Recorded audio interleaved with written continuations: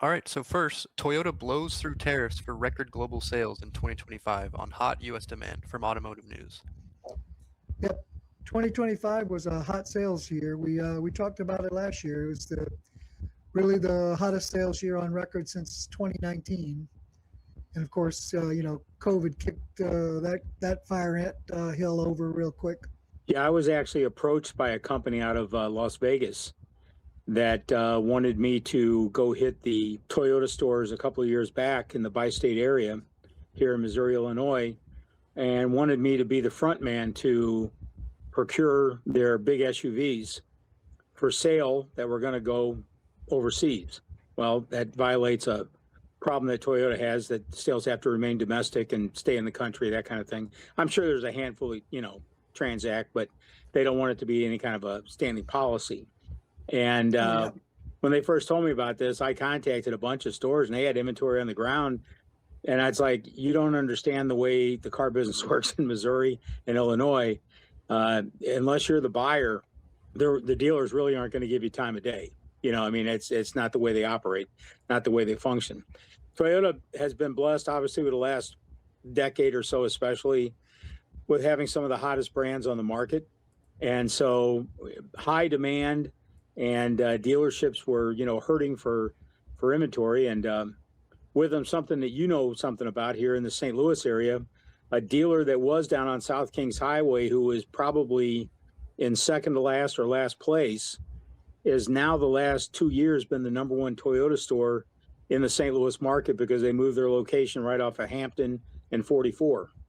And they're now the number one Toyota store in the St. Louis metro market. So kind of an amazing turnabout in a short period of time. Wow. To turn that operation around. Yeah, location can often be key, but there have long been dealerships that bucked that sage wisdom.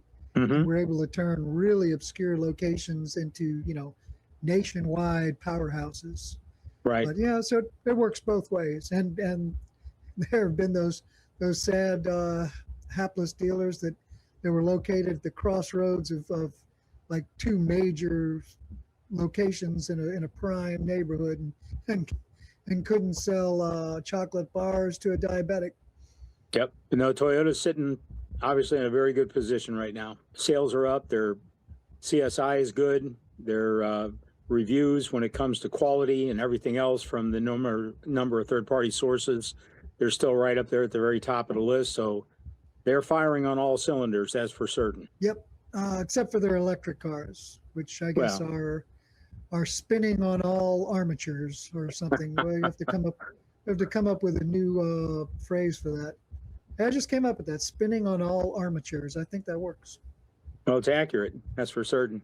Although their one electric car is not exactly burning the world down. So it looks like they had record sales globally, 11.3 million vehicles. Says a lot of it was surging hybrids, which, that makes sense. We've been talking about that quite a bit. Yeah, I think the hybrid market is prone to really explode more so than the full-blown EVs. Figuratively, right now, though, not literally, figuratively, though. Yeah. The price of oil has obviously begun to plummet. And as that does, and as they continue to offer new leases and so forth for drilling purposes, the amount of oil that's been procured out of Venezuela and so forth, gas prices, I think, are going to continue to drop. And in the St. Louis market, we're down to about $2.60 a gallon. But other parts of the country, some cities are down to like $1.99 a gallon. And as those prices drop, wow. I paid $2.89 a gallon for premium a couple of weeks ago. And that was in New Orleans. That's cheap. The boonies, yeah. That's cheap. And now, in the old days, say early 2000s or the 70s or the 80s. Yeah, don't call the early 2000s the old days, please. Yeah, sorry, bud. That was the old days. A big change in the price of fuel like that would have doomed hybrids.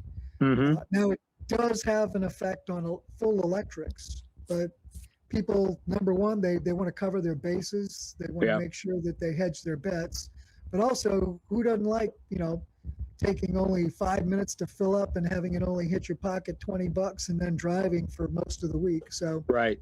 the hybrids, and to a lesser extent, the plug-in hybrids are still, sailing pretty. Well, take for example Ford. Ford's been toying around for the last decade now with their hybrid F-150, which was set to kind of be the bench standard, right, of what the full size, half ton, truck format was going to be.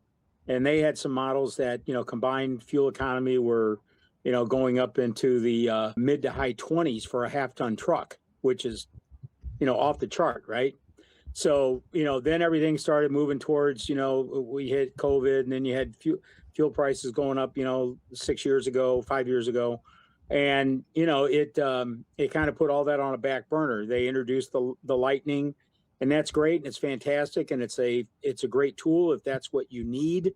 Until but I just still now think, when they discontinued it. yeah, I think the big thing now is that, again, the combination, like you said, people want to be able to shift gears, okay, and be able to, okay, fuel prices are low, I'm filling up, right? If I got the, the electric I can put in there as well and utilize to my maximum effort, well, that's what I'll do. And I think that's where I think the industry as a whole is going to be going towards, because the energy cost is going to provide for it. It's going to make that a much more viable option. And honestly, let's face it, the manufacturers don't like losing 10, 15, 20 grand a unit on an all electric. Okay. It doesn't help their bottom line. Right.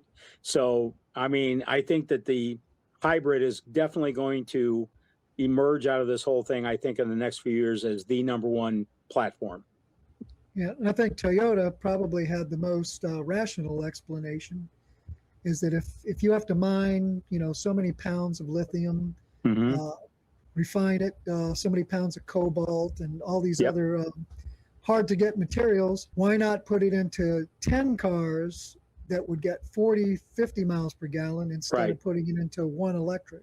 So Right. It just makes, economically, it makes more sense, and especially with this whole new reserves out of Venezuela coming online. I mean, the sky is the limit. And I don't think we'll even recognize or feel the full effect of that for probably 6 to 9 months.